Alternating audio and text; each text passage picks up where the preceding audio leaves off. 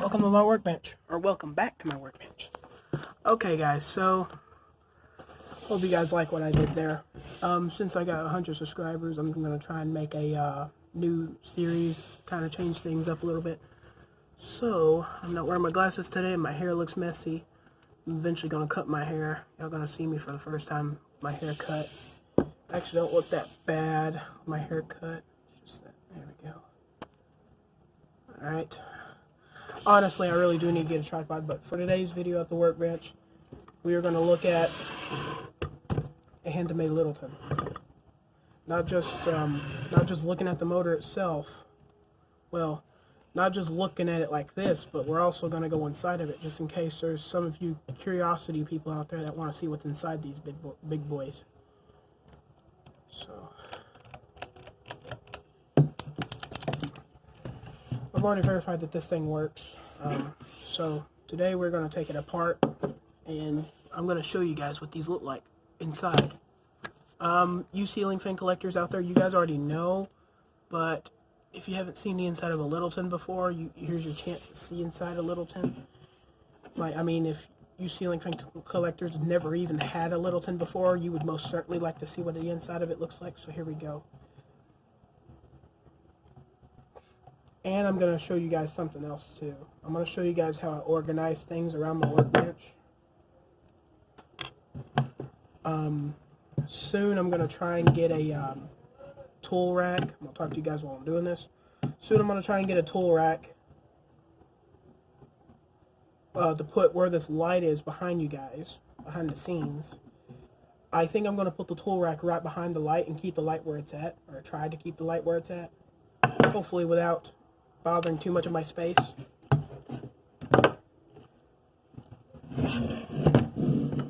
Just put a new scratch on my table. Oh well.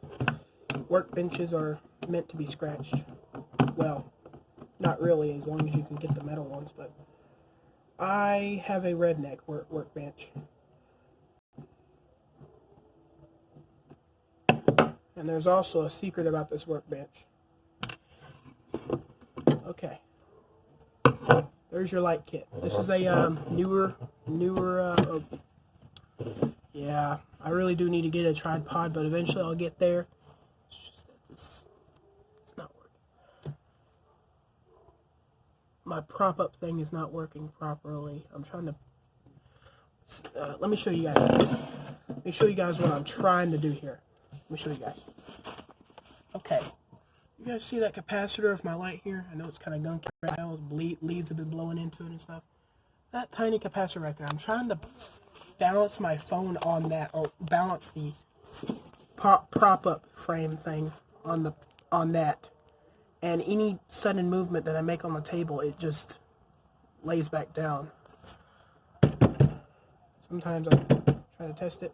Okay, I can't make any sudden bangs anymore. So there we go. I did it again. So there's your connectors, blue to black and white to white. And some older ceiling fans will be black to black and blue, white to white, depending on the age of it, how old it was. So yeah, those connectors pop right on out. And if you have a ceiling fan from like the late or early, or even earlier, 1990s, 1980s, then it'll be wire nuts. It won't be connectors, because they didn't have these in ceiling fans back then. So yeah. So there's your light kit, and this is kind of a tutorial video. If you're looking to just to get the socket separate from these, like if you have a bad ceiling fan, like the motor's completely out and you're parting it out, and all you want is the socket from this, that's quite simple. All you do is take your screwdriver and you look down in there. You see that screw right about down there? You see that screw? You just go right on in there, and I need to adjust my screwdriver for it though. There we go. You go right on down in there and you start undoing that screw, and that will get your socket out.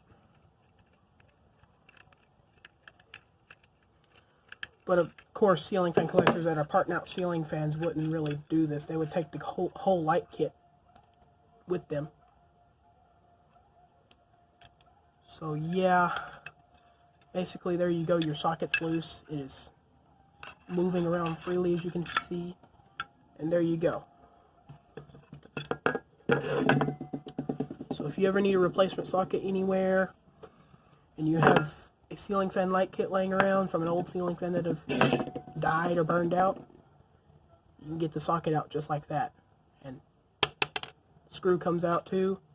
Gotta watch out for that. You don't want to turn the socket upside down on if you're walking across a grassy field or something, because if you do this, flies are around me.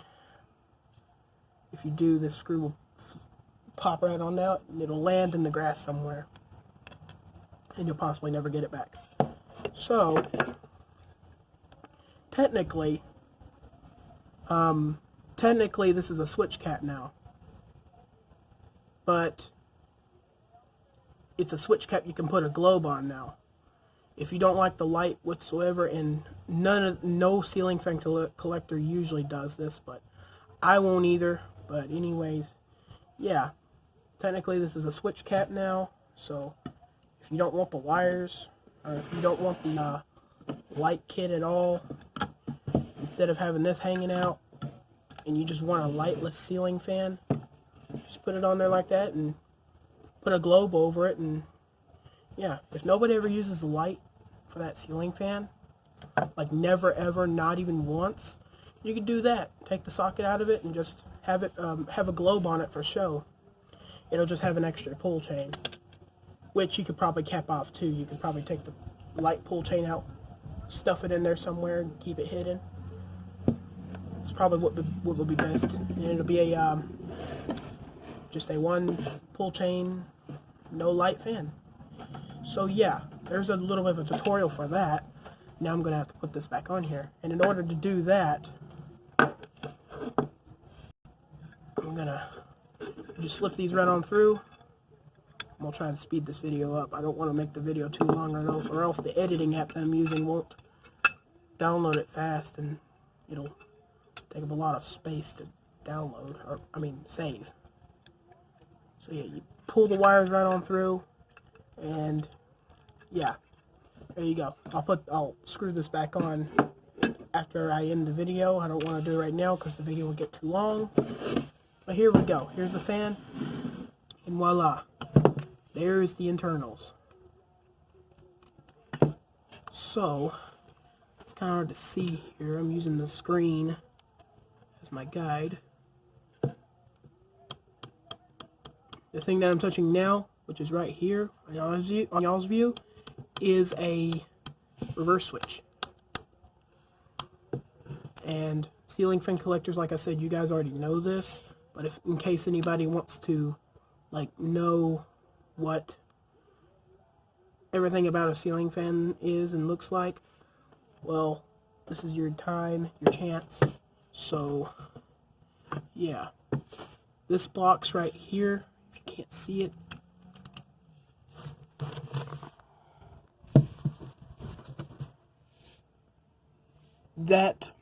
this box right here, that is your capacitor. And that's a rather small capacitor compared to a lot of fans. That box looking thing there, I believe that is the speed switch. Or the other one's the speed switch. It's kind of hard to tell which is which. Nope, that was a light pull chain because it's got two blue wires coming from it. The other one is actually, sorry about the bad camera angles, but there we go. The other one is actually a speed switch. That thing right there is your speed switch. This one right here, oh, that's the capacitor. This thing right here is the light pull chain. So yeah,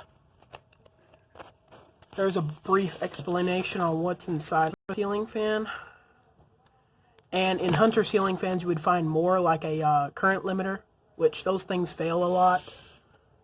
And If you want to know how a current limiter fail, or what it looks like when a current limiter fails, the lights flash. They just do this constantly. Yeah, and all you have to do is bypass the current limiter after that, and all your lights will function properly. You can look up a video on that. I don't want to show you guys how to do that because obviously I don't have a Hunter ceiling fan. I wish I did, but I don't. Hunter is one of my favorite brands. Hampton Bay, it's good, I guess. It's not my most favorite, but they're averagely reliable ceiling fans. Of course, they can have a fail every now and then, but they're not as bad as cheaper fans out there. It would be really nice if I had a Casablanca. I don't even have that. Dan Spiffy Newman has that, though.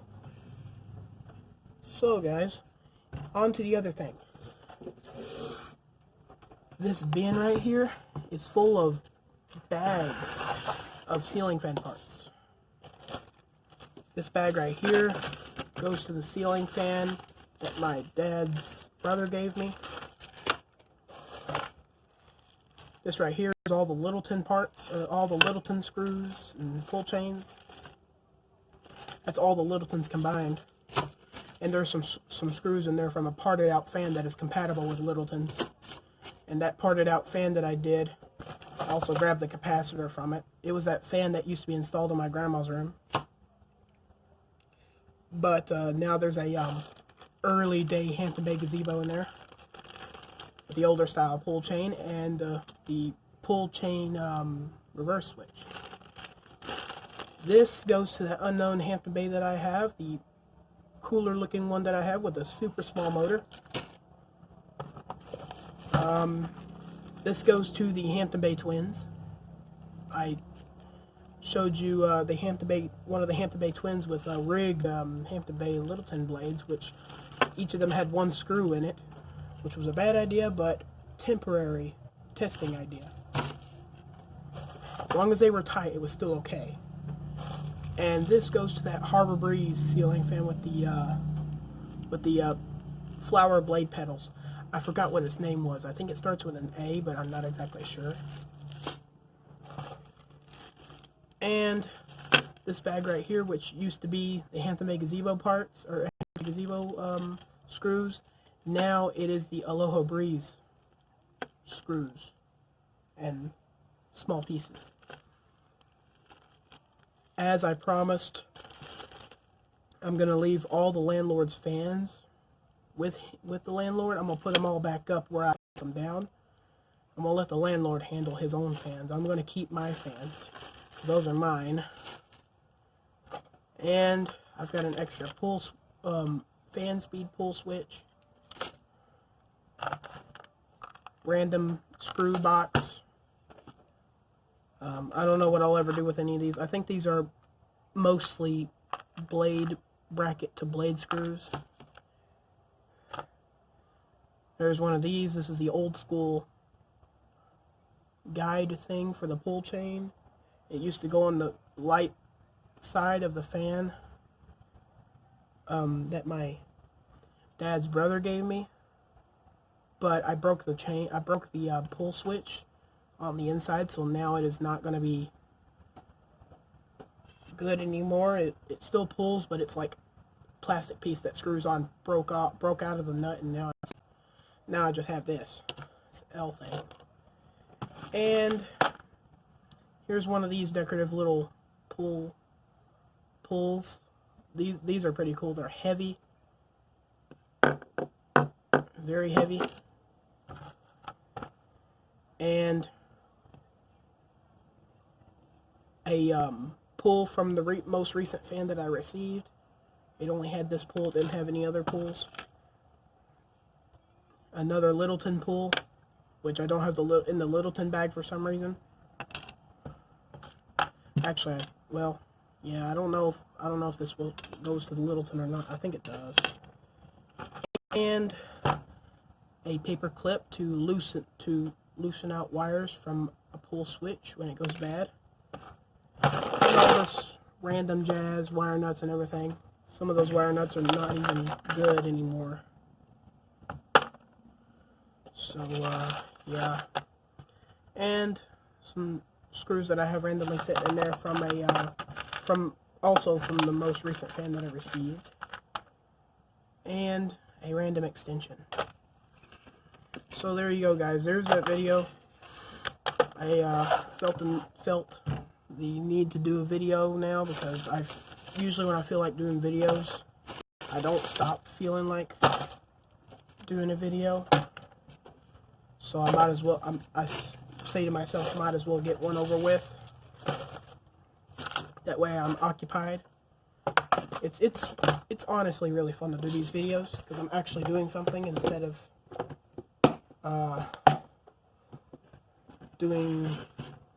watching some videos on my phone, watching other ceiling fan collectors do their stuff, especially Warren Fan Guy.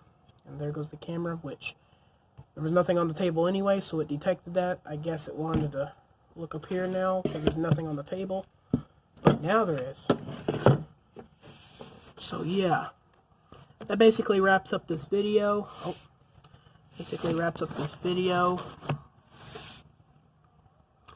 Thank you guys for watching.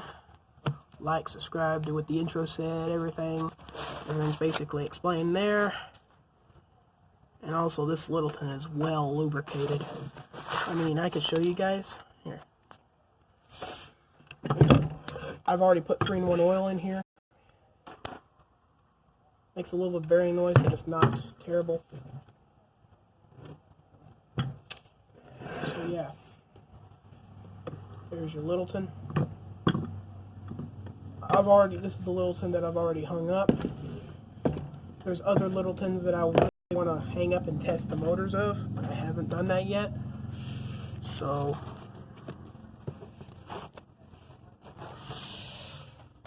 put you guys back in here.